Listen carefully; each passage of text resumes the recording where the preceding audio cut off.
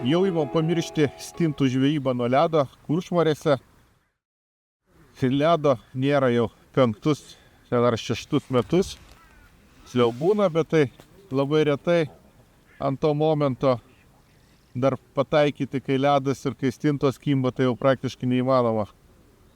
Na ir bendrai šiais metais tų stintų žvejyba tokia buvo porą turbūt dienų. Galima stintų išbandyti žvejybą Suomijoje. Kelionė išeina kažkur tai apie 900 km į vieną pusę. Plius dar su keltu reikia keltis. Ne, sakyčiau, žvejyba tokia įsidėmėtina. Na čia vat tokia mažytė stinta. Ačiū palapinė irgi džiaugiasi, traukia stintą. Tokias motininės, kurias mes jau Kuršmarėse užmiršom. Ir kai sezonas, tai tenais ištraukiama po 50 ar net geri žvejai ir po 100 kg ištraukia. Sezonas, jisai kovo pradžia, pats sezonas. Šioje vietoje matom ledas, jisai dar čia kokių 50 cm tai mažiausiai. Važiuojant miškai ir laukai dar sniegu padengti, o dabar jau yra 24 kovo, praktiškai kovo pabaiga. O jau jeigu tai kalbėti apie kovo pradžią, tai bus galbūt net ir užnešti keliai sniego kovo mėnesio pradžioj. Tai ten didelio nereikėjo žinių, kibo ant visko. O dabar mes jau į sezono pabaigą, stintų pagrindiniai būriai iškeliavo. Liko nedideli būreliai, rodo dabar echolotas karts nuo karto užplaukė. Tad kovo pradžioje tai pagrindinis kibimas buvo palei dugną, tai pakakdavo 2 kabliukų, kurie būdavo vienas praktiškai ant dugno, kitas ten per 10 cm aukščiau. Ir vieną po kitos eidavo stintos, tai pagauti 50 nerealų kilogramų per porą dienų, tiesa. Bet tai vis tiek rezultatas įspūdingas. Na, o šiandien tos visos, kaip ir Kuršmarėse, ten kartais būna labai jau tos įnoringos stintos, jos šiandien tokios. Ir jau pasidariau specialią sistemėlę. Apatinis wolframinis ešeriam gaudyti, viršutiniai irgi tokie pabandymui. Ant vienų kimba, ant kitų nekimba. Reikia ir truputėlį ir pajudinti, pažaisti. Visumoj netgi sezono pabaiga, jinai kelis kart geresnė nei būdavo jau paskutiniais metais ant Kuršmarių ledo. Įspūdžiai kelionėje, jų kiekis labai priklauso nuo teisingo suplanavimo. Į šią stintų žvejybą mes radom 3 variantus. Tai pirmas variantas, kuriuo jau buvo naudojamasi, tai išvažiuoti ketvirtadienį naktį važiuoti, iš ryto atvažiuoti į keltą Taline, persikelti ir važiuoti žvejybą. Na, man tai nelabai priimtina, nes labai pavargsti važiuodamas per naktį ir po to netiek jauti iš viso šitos pramogos malonumo. Tai sugalvojom antrą būdą išvažiuoti ankstyvą popietę, nuvažiuoti į paskutinį keltą 22:30, persikelti ir permiegoti kelte. Tai yra praktiškai mes atsigulam įėję į keltą ir gana neblogai įsimiegam iki 6 valandos. Ir po to jau važiuojame, dar tenais yra apie 300 km. Tai vis dėlto pasirinkom būdą, kai važiuojam dar kiek vėliau atvažiuojam į Taliną ir nakvojam Taline, tada keliamės 6 valandos keltu į Helsinkį ir važiuojame į jau žvejybos vietą. Tai jeigu kaip žvejam ir jeigu yra tos jėgos, galima aišku ir tą naktį važiuoti, kažkiek ten susitaupo, nereikia pirkti viešbučio, bet tas viešbutis jisai kainavo žmogui pačiam Taline, jau ten centre, kažkur apie 25 eurus, visai neblogas variantas, ką ten ieškoti kažkokio prabangos varianto, kai atvažiuoja tik tai permiegoti tą viešbutį. Kiekvienoje kelionėje pirmasis toks jaudulys, atsisėdus prie mašinos vairo, įjungus variklį, toks nujautimas naujų potyrių, nuotykių, jau tiesiog sąlyginis refleksas, netgi pravažiuojant pro Garentą, kuris žinomas kaip policininkiniai automobiliai. Dažniausiai nuomodavomės mikroautobusą ir pailgintą mikroautobusą, tačiau šį kartą važiuojam 3 ir aš manau, kad pilnai pakaks lengvojo automobilio. Imam Toyota Corolla su talpia bagažinė. Tikiuosi, kad sutilps daiktai ir patogiai važiuosime ir mes. Automatinis viešbutis Citybox, apačioj check-inas, užsirezervuoji bookingų ir po to galima tenais vietose skaityti. Kambariukai tokie kišeniniai, bet kaina tikrai labai prieinama ir vaizdas visai neprastas. Aišku, to vaizdo nelabai matysim, nes keliamės 4 valandą.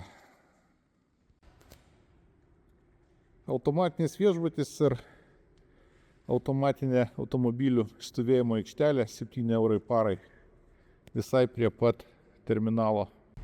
Įvažiavom į keltų teritoriją, A terminalas, iš kurio išplaukė keltai į Helsinkį, plaukiam su Atskero lainu, kuris yra bene pigiausias, 70 eurų kainavo 3 žmonėm ir automobiliui.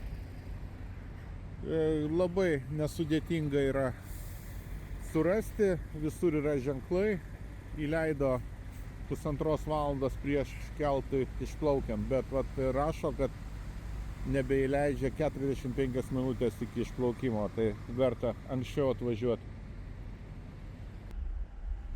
Įplaukiam į Helsinkio įlanką, kiek daug rifų, salelių ir viskas padengta ledu. Apartamentai dideli, apie 70 kvadratų, keli kambariai, virtuvė didelė. Didelis miegamasis su dvigulio lova, toks stiliukas truputėlį kaip ir retro. Tai net saldainių paliko su visai neblogu vaizdu ir viso tai tik tai 75 eurai 3 žmonėms. Daiktų susikaupė daug, rogutės, palapinė, krėslai. Ant ledo žvejų nėra labai daug, ne kolchozas kaip prie Kuršmarių, kokių bus turbūt 10 palapinių. Ir kas labai gerai, tai yra atstumas nuo kranto kokie 50 metrų. Puikus kvapas, aromatingas. Čianais yra juodųjų serbentų vyno distiliatas, palaikytas 2 mėnesius kroatiško ąžuolo statinėje, tada pusę metų palaikytas yra prancūziško ąžuolo statinėje.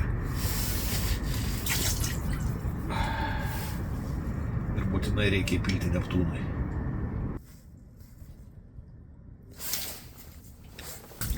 Tai nuo ryto tokių tempų gaunant, vis gali pripiešti.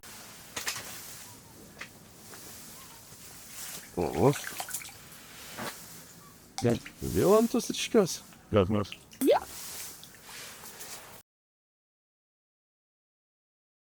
Tai va, kokiu atradinį padarom. Giliai. Žvejybai šiai reikia normalios įrangos, tai palapinė, jinai tikrai iš tų būtinų dalykų. kovo pradžioje tai būna pakankamai šalta ir gali ir pūgos netgi būti. Tai jautiesi kaip namuose, ypač jeigu dar pasiėmė šildytuvą. Na, o dabar vat, toks oras lietutis, vėjukas, na, būtų tikrai nemalonu žvejoti dabar ant atviro ledo be palapinės. Krėslas, atsisakėm šį kartą nuo dėžės. Nu, vis dėlto krėslė patogiau, jeigu jau ten nekimba, tai atsisėdi patogiai, pailsi.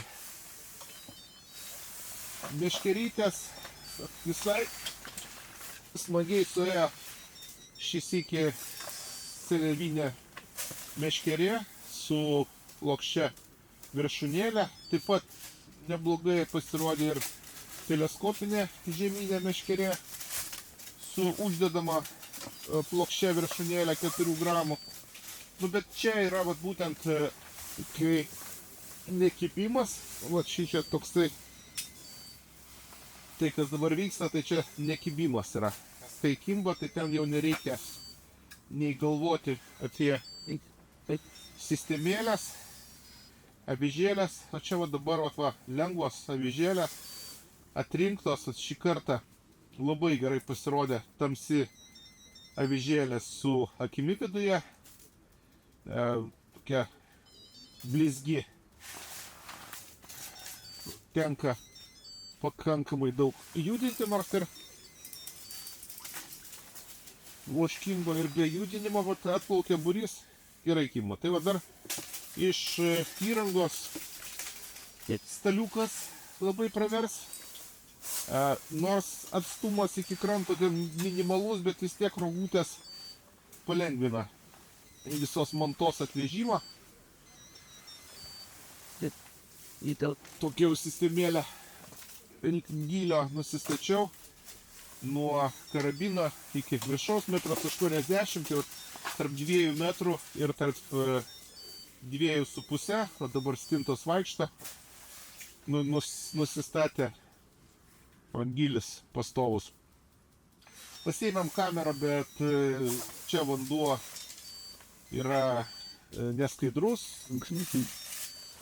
turbūt drumzlinas, nes potvynis eina jau iš upių vanduo, tai nieko tenais nesimatė, tik tai akis kelis kartus sublizgėjo. Bet kas įdomu, kad nekybo, įdėjom kamerą, padėjom ant dugno kamerą šviečiančią, tai prasidėjo kibimas. Tų stintų atsirado, gal jos kažkoks tai plotelis buvo labiau apšviestas ir pradėjo jas vilioti, bet aplinkui nelabai kas pagavo, išskyrus keliose vietose. Gal sutapimas, o gal ir ne. Kitas iki galima bus tą pabandyti. Na, grąžtas taip pat reikalingas ir aš siūlyčiau platesnio diametro grąžtą, kad, net tos per tas ešerinius traukti mažytės eketės, kur pastoviai užsikabinės už šonų avižėlės, bet vis dėlto paimti platesnį. Kiek šiandien yra diametro, tusai kraštas? Čia 18. 18 diametro. 18-20. Va, truputėlį pajudino ir verta paerzinti. Jos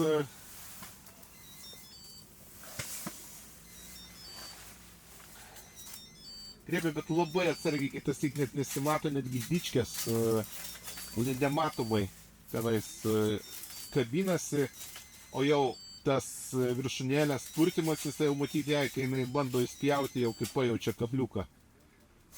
O taip tai vos judina. Kabliukai dabar 4, kartu su avižėlė apačioje wolframinė avižėlė, irgi labai gerai šiandien sudirbo, tokia geltona su raudonu, geltona kaip tigras ir raudona spalva, visai neblogai, net pugilys didžiulis susigundė. Echolotas tikrai labai padeda žvejybai ir labai gerai, kai matosi avižėlės. O avižėlės čia už skaičiukų toks va yra mirksiukai. Tai va čia yra avižėlės. Ir va ta geltona linija tai yra avižėlės. Va. Kaip pakeli, jos ir seka iš paskos. Ir pamatai žuvį, tai yra jau ištisinė juosta, tu matosi prie dugno yra žuvis, bet prie dugno kažkodėl tai šiandien iš viso nekybo. Pagavom pūgžlį ir į kamerą ešerys truputėlį pasisveikino. Va, ir 2 metrų aukštyje pakilo, matosi kelios stintos, o iš karto keliam eina žiburiukai aukštyn prie tų stintų, šiek tiek dar aukščiau. Va, ir šitoj vietoje jau turėtų kibti. Dėl tokios išmanios technologijos, va, ir kimba. Kip. Ir yra grilinė, mūsų jau tokia kaip ir tradicija, šitą šviežią stintą įsikepti ant griliaus, ant ledo, tikrai labai išeina skaniai. Kažkuo tai ta mėsa netgi, net ne visiškai sukepa, jinai tokia, kaip vadinam, pašildėm, tartaras, ir jinai tokia net jūros gėrybės primena, vėžio mėsą. Šitos 2400 km aš galiu važiuoti dėl šitos dozės stintų, pakeptų ant ledo grilyje. Ta stinta jinai turėtų duoti tik pagauta, yra nerealus skonis, dėl kurio tikrai verta bent kartą gyvenime jį paragauti, nes jau netgi po poros valandų tas stinta kitokio tampa skonio. O čia galėčiau visą šitą ir sumaityti. Labai pagaminti yra paprasta, pagauni stintą, įpjauni prie galvos, prie pilvo, ištrauki žarnas, palieki, kad tenais būtų ikrai ir truputėlį druskos, pipirų, česnakų, citrinos, maišiuką įdedi, kokiam ten 15-20 minučių, kad šiek tiek pasimarinuotų. Ir viskas. Kepti labai daug nereikia, kol jau jaučiasi, kad jinai pradžiai tam sulinksta, taip nuo to šviežumus. Ir kiek galima pakeisti, ten daugiau karščio per vidurį, tai didesnės dedi, iš šoniukų mažesnės, tai tada pusėm dar šiek tiek reikėtų pakeisti. Ir tai patiekalas nerealus. Išsiurbti galima. Siurbėsio. Auliukai lieka. Tūkstantis kažkas nerealu. Galima pabandyti ir naktį pažvejoti. Palapinė. Iš masalų aš manau, kad galbūt į sezono pabaigą netgi vertėtų pabandyti pasiimti musės lervos. Nes ir dabar kimba ant mažų karpio gabaliukų. Kuo mažesnis, tuo geriau, ir netgi vadičkis ima tos tokius mažesnius. Tai gali būti, kad musės lervos visai ir domintų, jau kaip visiškai nebekimba. Ir kraujas, tai yra tas pats, nusiperki gyvą karpį nedorotą, kraują išleidi į atskirą indelį ir į tą jau indelį supjaustai mėsą, įsigeria to kraujo mėsa, jinai ir paraudonuoja ir aš manau, kad ir skleidžia kvapą. Česnakas, kuris kuršmarėse gana neblogai veikia, šį čia aš sakyčiau baidė. Bet gal buvo tų momentų, kaip tik nekibimas, parodyk naglį savo šitą. Kas yra? Kokias? Čia bus kokius 70, tikrai 80 gramus. Taip.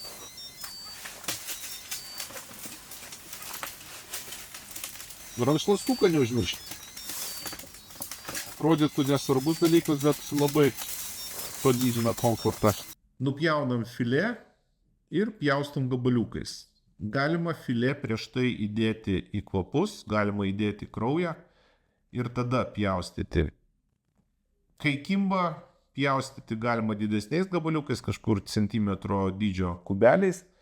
Kai nekimba, pjaustoma mažesniais gabaliukais, 3-4 mm, galima kvadratuką išpjauti, galima pailgą padaryti, kartais tai pasiteisina. Ir taip pat jau supjaušius galim įdėti į tą patį kraują, galima bandyti su česnakais, nors česnakai šį kartą praktiškai visiškai, netgi baidė, sakyčiau, stintas.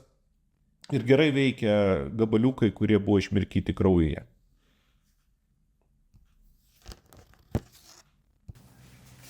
Žvejyba panašiai kaip ir Lietuvoje, bet paeksperimentuoti kiekvieną kartą reikia. Iš ryto stintos buvo prie dugno, po to matosi pakilo ir per pusę vandens daug plaukėjo. Irgi netgi keitėsi ir skirtingos avižėlės ir netgi masalai. Tas česnakinis karpis, jisai nelabai patiko, bet už tai kraujinis gerai patiko, stintos gabaliukas labai gerai suėjo. Tos muselės buvo ant pusės vandens, patinėliai kybo, apačioje didesnės patelės su didesniu karpio gabaliuku kybo. Reikėtų eksperimentuoti, nes su vienu tai tikriausiai galima būtų sakyti, kad tik kybo tik tai ryte, bet stintos tai tikrai labai didelės. Tokios, kai kurios čia nais kokie 70 gramų, 50, 60, bet tokių po 70 ir netgi, turbūt 100 gramų, tai pasitaikė irgi keletas. Ir echolotas rodo, kad jų yra pakankamai daug. Be echoloto irgi vėlgi būtų sunku žvejoti, kadangi reikia žiūrėti, kada jos yra prie dugno, kada jos tenais pakyla. Užims gana daug laiko žuvį prisivežti namus, tai jeigu mes gaudom penktadienį, tai per naktį dar viena naktis ir praktiškai dar viena naktis, 3 naktis, 2 paros žuvį reikia dar ir tinkamai išlaikyti. Tai pirmiausia, kai gaudom, padarom šalinėlį, į kurį žuvį dedam, arba galima į kibirą ir sluoksniuoti su leduku. Ledukas pats geriausias variantas, aišku, į pačią apačią įdėti stambius ledo gabalus, tada sluoksnį tokio su grąžtu padaryto jau smulkinto ledo ir taip pat sluoksniuoti.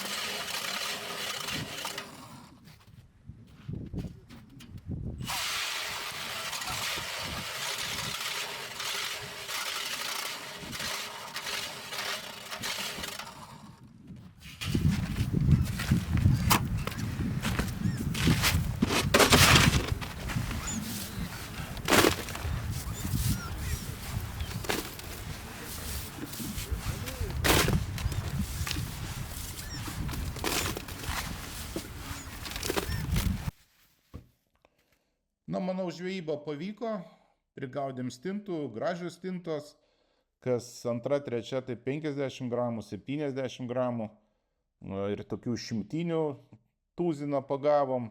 Bendroj sumoj, vien per šiandien kažkur tai apie 12 kg stintų prigaudyta, ne tie 50, kur buvo praeitą savaitę iš kitų žvejų pasakojimų, bet vis tiek gerai. Kelionė finansiškai tikrai nebejotina ar atsipirks. Gal nebent sezono pradžioje, kai tenais daug stintų prigaudo ir pardavinėja. Bet įspūdžiais tai tikrai viskas atsipirks. Puikiai praleistas laikas. Noriu padėkoti Arlyvui, kuris įrangos suteikė. Ir stebėtina parduotuvė, atrodytų nedidelė parduotuvė Kaune, tačiau įvairios įrangos Vilniuje tiek nesurasi parduotuvėse. Ir atsiunčia internetu jie. Tai va, tai prenumeruokit mūsų kanalą. Čia dešinėje yra prenumeratos mygtukas. Manau, bus dar ne vienas geras filmas. Iki nei žvyno, nei uodegos.